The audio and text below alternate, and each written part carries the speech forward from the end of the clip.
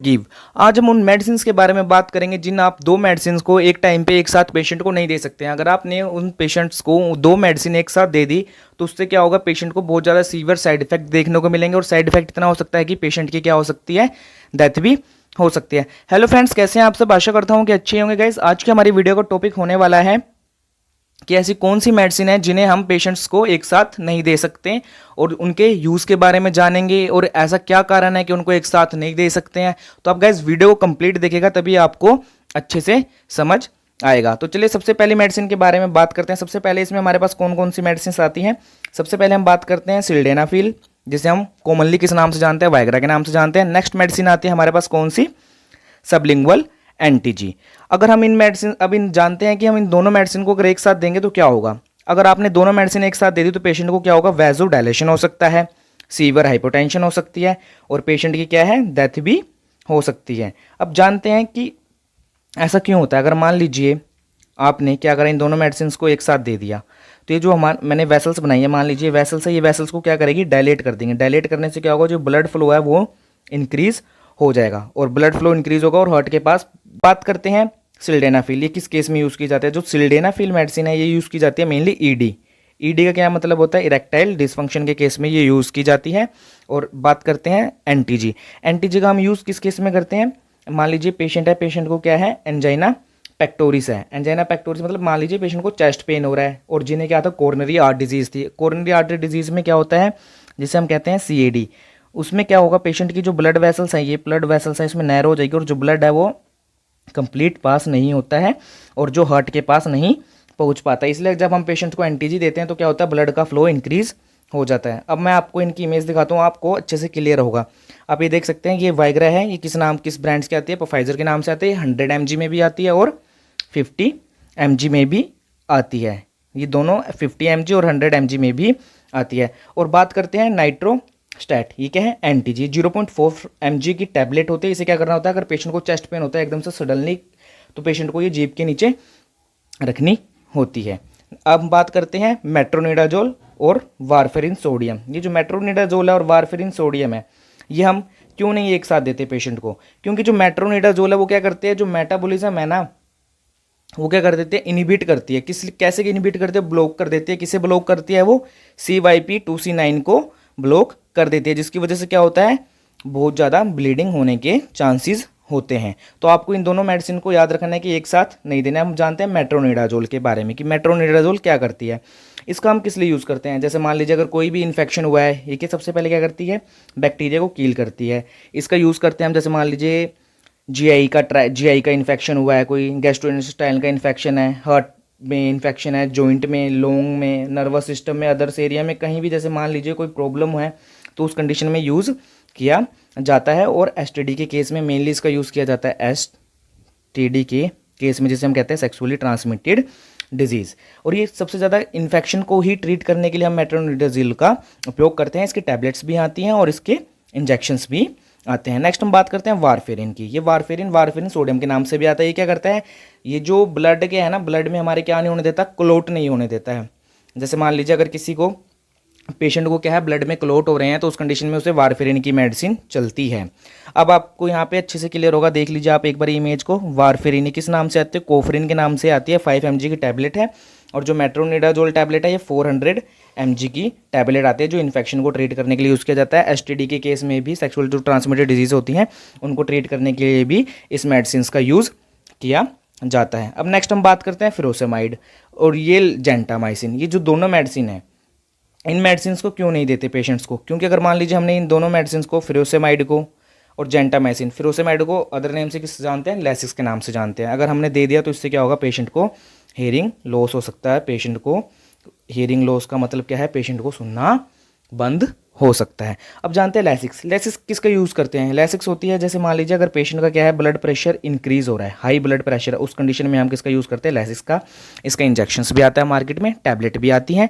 अगर मान लीजिए पेशेंट का है क्या है, ब्लड प्रेशर बहुत ज़्यादा है, नॉर्मल ब्लड प्रेशर की हम बात करें तो नॉर्मल ब्लड प्रेशर कितना होता है, 120/80 mm ऑफ Hg हमारा नॉर्मल ब्लड प्रेशर होता है। अगर पेशेंट का ब्लड प्रेशर 190, 150 मतलब 120, 145, 190 से अबव जाता है तो हम इसका इंजेक्शन का यूज़ करते हैं। इससे क्या होता है, पेशेंट की यूरिन की इंक्रीज हो जाती है और यूरिन पेशेंट को बहुत ज़्यादा आता है, इसलिए ध्यान रखना है कि इस मेडिसिन को नाइट के टाइम पे नहीं दिया जाता है। नेक्स्ट बात करते हैं जेंटामाइसिन। जेंटामाइसिन क्या करते हैं, ये भी बैक्टीरियल इन्फेक्शंस को ट्रीट करने के लिए जेंटामाइसिन का यूज़ किया जाता है। इसमें जैसे मान लीजिए जेंटामाइसिन का हम सबसे ज़्यादा यूज़ किस कंडीशन में करते हैं, जैसे कि अगर पेशेंट को क्या है, जैसे मान लीजिए मैं बताता हूँ कि ग्राम पॉजिटिव बैक्टीरिया होते हैं ना, जैसे स्टाइफ्लोकोकस यूरेरस होते हैं या फिर जो भी स्ट्रेप्टोकोकाई होते हैं, उनको किल करने में हम जेंटामाइसिन का यूज़ करते हैं। और जो जेंटामाइसिन है ये क्या करती है, जैसे मान लीजिए जो भी हमारी बैक्टीरिया है, मतलब मान लीजिए बॉडी में अगर कोई भी बैक्टीरिया एंटर किया है तो ये बैक्टीरिया को किल कर देती है और पेशेंट को, जैसे मान लीजिए कोई बैक्टीरिया है, ये पेशेंट की बॉडी में एंटर किया तो उसने जेंटामाइसिन जो बैक्टीरिया है वो उसे किल कर देगी और क्या कर देगी, पेशेंट को हेल्थी कर देगी। नेक्स्ट हम आपको दिखाते हैं इसकी इमेज कैसी होती है, देख लीजिए। जेंटामाइसिन का इंजेक्शन भी आता है और टैबलेट भी आती है, और फ्रोसेमाइड की भी टैबलेट आती है, इंजेक्शन आता है, ये 20 mg में भी आता है, 40 mg में भी आता है, और इंजेक्शन की वाइल आती है इसकी 2 ml की। नेक्स्ट हम बात करते हैं कि ऐसे कौन से इंजेक्शन हैं जिन्हें हम मिक्स नहीं करते हैं, एक साथ नहीं देते हैं। कहने का मतलब है मेडिसिन हैं जो टैबलेट्स की फॉर्म में भी आते हैं, इंजेक्शन की फॉर्म में भी आते हैं, इन्हें हम मिक्स नहीं करते हैं। गाइस ये वीडियो थोड़ा लंबा हो सकता है तो आप इस वीडियो को कंप्लीट देखिएगा और आप प्लीज़ कमेंट करके जरूर बताइए कि आपको वीडियो कितना अच्छा लगा है या नहीं लगा है, या फिर आपको कुछ समझना है तो आप हमें कमेंट करके भी पूछ सकते हैं। अब बात करते हैं टेट्रासाइक्लिन्स और किसके बारे में, पेनिसिलिन के बारे में। टेट्रासाइक्लिन और पेनिसिलिन, अगर हम क्या करते हैं टेट्रासाइक्लिन और पेनिसिलिन एक साथ दे देते हैं तो पेशेंट को क्या होगा, जो क्या करता है, जो मान लीजिए अगर मान लीजिए आपको पहले मैं एक्सप्लेन कर देता हूँ। जो टेट्रासाइक्लिन्स होती हैं वो क्या करती हैं, बैक्टीरियोस्टैटिक होती हैं और वो क्या कर देंगी, इनहिबिट करती हैं ग्रोथ ऑफ बैक्टीरिया को। और लेकिन जो पेनिसिलिन है वो क्या करती है, जो मान लीजिए अगर पेशेंट के पास क्या है, बॉडी में माइक्रो ऑर्गेनिज्म एंटर किया है, आपको मैं अच्छे से समझाता हूँ।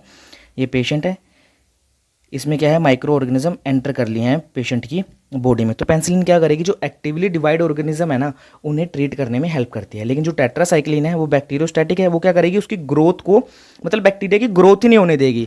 और ये क्या है, जो एक्टिव है, जो डिवाइड हो रहे हैं, वो उनको इनहिबिट करने में हेल्प करते हैं। और पेनिसिलिन का यूज़ किस किस कंडीशन में किया जाता है, अगर थ्रोट इन्फेक्शन है, थ्रोट इन्फेक्शन में, मेनिंजाइटिस के केस में, सिफिलिस के केस में, और जैसे मान लीजिए अनदर इन्फेक्शंस के केस में भी इसका यूज़ हम करते हैं। और पेनिसिलिन का कुछ साइड इफेक्ट्स भी होते हैं जिनके बारे में मैं आपको बताता हूँ। इसमें क्या होता है, पेशेंट को सीवियर एलर्जी हो जाती है, स्वेलिंग हो जाती है, सीवियर एलर्जी और स्किन रैशेस भी हो जाते हैं, इसलिए हम इन दोनों मेडिसिन को एक साथ नहीं देते हैं। मैं आपको इमेज दिखाता हूँ कि टेट्रासाइक्लिन के आप देख सकते हैं और ये पेनिसिलिन की है। नेक्स्ट हम बात करते हैं स्टैटिन के बारे में और गैमीफ्रोजिल के नाम के बारे में। ये क्या करती है, ये इंक्रीज कर देती है मायोपैथी। अब मैं आपको स्टैटिन के बारे में बताता हूँ कि मेडिसिन क्या करती है। सबसे पहले देखते हैं कि स्टैटिन क्या करेगी। जैसे मान लीजिए पेशेंट का है, पेशेंट का क्या है, ब्लड प्रेशर है, नहीं, स्टैटिन का यूज़ हम किस लिए करते हैं, कोलेस्ट्रॉल। अगर पेशेंट की कंडीशन में क्या है, सॉरी गाइज, कि अगर पेशेंट का कोलेस्ट्रॉल लेवल या फिर एलडीएल जिसे हम कहते हैं लो डेंसिटी लिपोप्रोटीन का लेवल क्या है, बहुत ज़्यादा बढ़ा हुआ है। अगर आप कोलेस्ट्रॉल चेक कराएंगे उसमें बहुत ज़्यादा लेवल बढ़ा हुआ है, तब हम क्या करते हैं, स्टैटिन का यूज़ करते हैं। स्टैटिन क्या करती है, ये क्या करेगी, जो कोलेस्ट्रॉल का लेवल है वो धीरे धीरे धीरे कम करना शुरू करेगी। और नेक्स्ट मेडिसिन की बात करते हैं हम, गैमफिब्रोजिल। ये मेडिसिन क्या करती है, जैसे मान लीजिए हमने पेशेंट को गैमफिब्रोजिल मेडिसिन दी, ये क्या करेगी, इसके साथ हमें सबसे एक चीज़ याद रखनी है कि आपको प्रॉपर डाइट देनी होती है। पेशेंट को गैमफ्रोजिल के साथ में आपको प्रॉपर डाइट देनी पड़ती है। ये भी क्या करती है, ये क्या करती है, हाई कोलेस्ट्रॉल को ट्रीट करती है और साथ के साथ ये करते हैं जो ट्राइग्लिसराइड होते हैं, जो ट्राइग्लिसराइड होते हैं, जो क्या होते हैं हमारी बॉडी में फैट लेवल होते हैं, ये फैट ट्राइग्लिसराइड क्या होते हैं, ये फैट होते हैं, जो ये क्या करती है, उन्हें लोअर करने में हमारी हेल्प करती है। गाइस आशा करता हूँ कि आपको वीडियो समझ आ रही होगी। आप देख सकते हैं स्टैटिन की टैबलेट ऐसी आती हैं और गैमीफ्रोजिल की टैबलेट ऐसी आती है। लोपिड मार्केट में लोपिड के नाम से भी आती है, 300 mg की है। आप इसके बारे में और जो कुछ जानना चाहें तो आप हमें कमेंट कर सकते हैं। नेक्स्ट हम बात करते हैं सिप्रोफ्लोक्सासिन के बारे में और किसके बारे में, थियोफाइलिन के बारे में। जो हमारे पास ये थियोफाइलिन होता है, क्या होता है, ब्रोंको डायलेटर होते हैं। और सिप्रोफ्लोक्सासिन क्या होते हैं, ये बैक्टीरियल इन्फेक्शन को ट्रीट करने के लिए यूज़ किया जाता है। इसका भी हम किस केस में यूज़ करते हैं, एसटीडी के केस में, जो सेक्सुअली ट्रांसमिटेड डिजीज़ होते हैं उस कंडीशन में भी हम सिप्रोफ्लोक्सासिन का यूज़ करते हैं। और थियोफाइलिन क्या होता है, ब्रोंको डायलेटर होते हैं, जो क्या करते हैं, जो ब्रोंकोस को हमारे डायलेट कर देते हैं, जिसमें पेशेंट को ब्रीथिंग लेने में काफ़ी आसानी होती है। अगर हम इन दोनों मेडिसिन को एक साथ देंगे तो क्या करेगा, ये जो इसमें क्या होता है कि इसमें इनिबिटर्स होते हैं, C5-450 इनिबिटर होते हैं, जो क्या करते हैं, जो थियोफाइलिन का लेवल है वो क्या करते हैं, बॉडी में इंक्रीज़ कर देते हैं। अगर अब आपने मान लीजिए दोनों मेडिसिन एक साथ दी, सिप्रोफ्लोक्सासिन और थियोफाइलिन, तो ये क्या करेगी, पेशेंट की बॉडी में गई, किसी भी पर्सन की बॉडी में गई, तो वो क्या करेगी, जो थियोफाइलिन का लेवल है उसको क्या करेगी, ब्लड में इंक्रीज कर देगी। अगर थियोफाइलिन का लेवल ब्लड में इंक्रीज होगा तो क्या हो सकता है, पेशेंट की डेथ भी हो सकती है। यहाँ पे आप इमेज देख सकते हैं, थियोफाइलिन और सिप्रोफ्लोक्सासिन। नेक्स्ट हम बात करते हैं ओमिप्राजोल और किसके, क्लोपिड्राजोल के बारे में। ओमिप्राजोल क्या करते हैं, मतलब मान लीजिए अगर हम इन दोनों मेडिसिन को, ओमिप्राजोल को और क्लोपिड्राजोल को एक साथ दे दिया मान लीजिए हमने पेशेंट को, तो क्या करेगी, ओमिप्राजोल क्या होती है हमारे पास, एंटा एसिड्स होते हैं, जो क्या करती है, जो पेशेंट को क्या हो रहा है, एसिड की प्रॉब्लम हो रही है, एसिडिटी हो रही है, हार्ट बर्न को ट्रीट करते हैं। जब हम एक साथ दे देंगे तो क्या कर देगी, जो क्लोपिडोग्रेल है इसकी क्या करेगी, आपकी उसको कम कर देती है। जैसे मान लीजिए आपने क्लोपिड्रोजोल के बारे में, पहले आपको बताता हूँ ये क्या होता है, ये एक एंटी प्लेटलेट मेडिसिन होती है, तो फिर आपको अच्छे से समझ आएगा। क्लोपिड्रोजोल होती है, क्या होती है, एंटी प्लेटलेट मेडिसिन होती है। ये हार्ट के पेशेंट्स को मेडिसिन दी जाती हैं। ये क्या करती हैं, जैसे मान लीजिए आपने पेशेंट को दे दिया तो इसमें क्या करता है, जैसे ब्लड सेल्स होते हैं ये आपस में, उन्हें क्या करती है, एक दूसरे से जुड़ने से बचाती है। अगर वो एक दूसरे से जुड़ेंगे तो क्या बनाएंगे, वहाँ पे ब्लड क्लोट फॉर्म कर देंगे, लेकिन एक दूसरे को जुड़ने नहीं देती है ब्लड सेल्स को, इन दोनों को। जैसे मान लीजिए ये हमारे पास ब्लड के सेल्स हैं, इन दोनों को आपस में जुड़ने नहीं देगी ये क्लोपिड्राजोल। अगर मान लीजिए दोनों जुड़ जाएंगे तो काफ़ी सारे जुड़ जाएंगे, तो वहाँ पे क्या होगा, ब्लॉक हो जाएगा, और जिससे पेशेंट को हार्ट अटैक की कंडीशन हो जाती है। ये ब्लड क्लोट प्रिवेंट करने में हेल्प करती है। आप यहाँ को देख सकते हैं, ये ओमिप्राजोल के बारे में मैं अलग से बना चुका हूँ, मैं इंजेक्शंस की वीडियो बना रखी है, आप उस वीडियो को चेक कर सकते हैं, बहुत इंपॉर्टेंट वीडियो है वो भी। अब हम बात करते हैं निफेडिपिन और नाइट्रेट के बारे में। इन दोनों को क्यों नहीं देते, क्योंकि दोनों ही क्या करेंगी, एकदम से वेजोडाइलेशन कोज कर देगी और सीवियर हाइपोटेंशन कोज करेगी। वेजोडाइलेशन मैंने आपको बताया था, जैसे वेसल्स हैं, ये वेसल्स को अगर आपने ये मेडिसिन दी क्या करेगी, डायलेट कर देगी। डायलेट करने से क्या होगा, जैसे मान लीजिए पहले ऐसे थी वेसल्स, ब्लड फ्लो यूँ हो रहा था, फिर उसके बाद क्या करेगी, इसने वेसल्स को डायलेट कर दिया, फिर ब्लड फ्लो इंक्रीज हो जाएगा, जिससे क्या होगा, पेशेंट को हाइपोटेंशन भी हो सकता है और वेसोडाइलेशन भी होगा। इसलिए हम इन दोनों मेडिसिन को एक साथ नहीं देते हैं। अब हम इसके बारे में आपको बताते हैं कि जो निफेडिपिन मेडिसिन है, ये निफेडिपिन मेडिसिन क्या करती है। जैसे मान लीजिए अगर आपने पेशेंट को निफेडिपिन मेडिसिन दे दी, या फिर जो भी मेडिसिन के लास्ट में क्या लिखा होता है, DIPINE,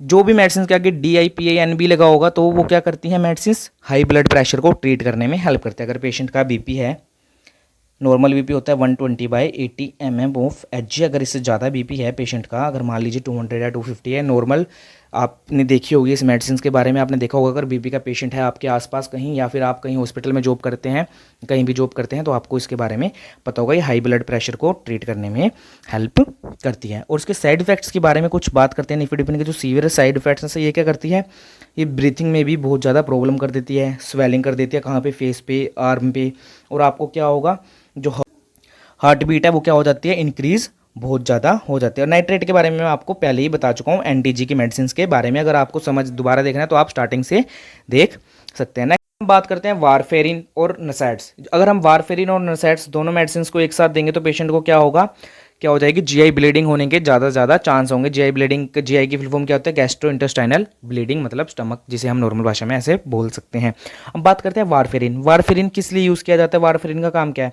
अगर मान लीजिए आपकी क्या है, ये वेसल्स है, अगर इसके अंदर ब्लड क्लॉट हो रहा है तो ये क्या करेगी, उसे ब्लड क्लॉट को होने से प्रिवेंट करती है। ये क्या करती है, ब्लड क्लॉट को होने से प्रिवेंट करते हैं। अगर ये ब्लड क्लॉट को होने से प्रिवेंट करेगी तो ब्लड का फ्लो वहाँ पे ठीक रहेगा, हार्ट के पास प्रॉपर ब्लड जाएगा, जिससे पेशेंट को हार्ट अटैक नहीं आएगा।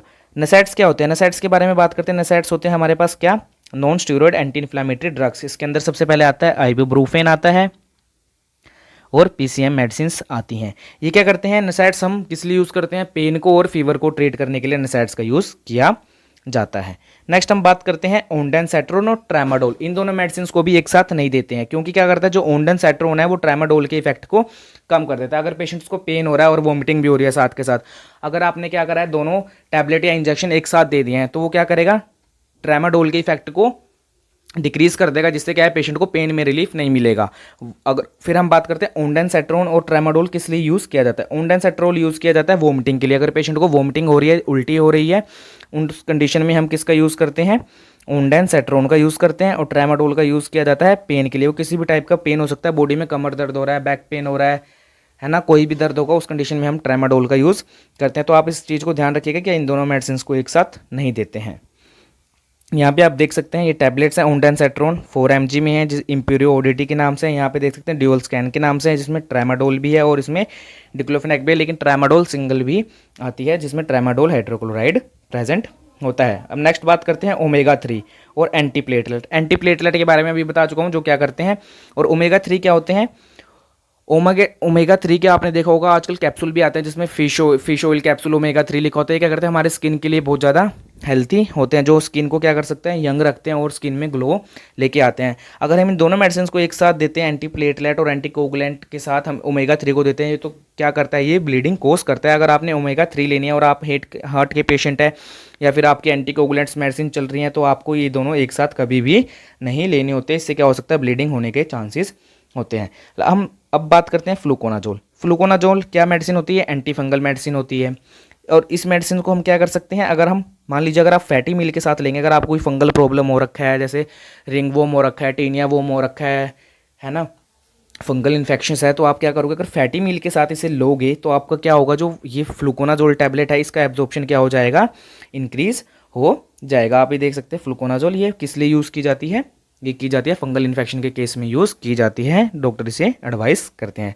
आशा करता हूँ गाइस आपको यह वीडियो अच्छी लगी होगी। अगर आपको यह वीडियो अच्छी लगी है तो आप हमें वीडियो में के नीचे कमेंट करके बता सकते हैं, अपने फ्रेंड्स के साथ शेयर करें। और आप वीडियो तो देखते हैं लेकिन आप सब्सक्राइब नहीं करते हैं, तो गाइस प्लीज़ सब्सक्राइब भी जरूर करें। मिलते हैं नेक्स्ट वीडियो में। Thank you guys.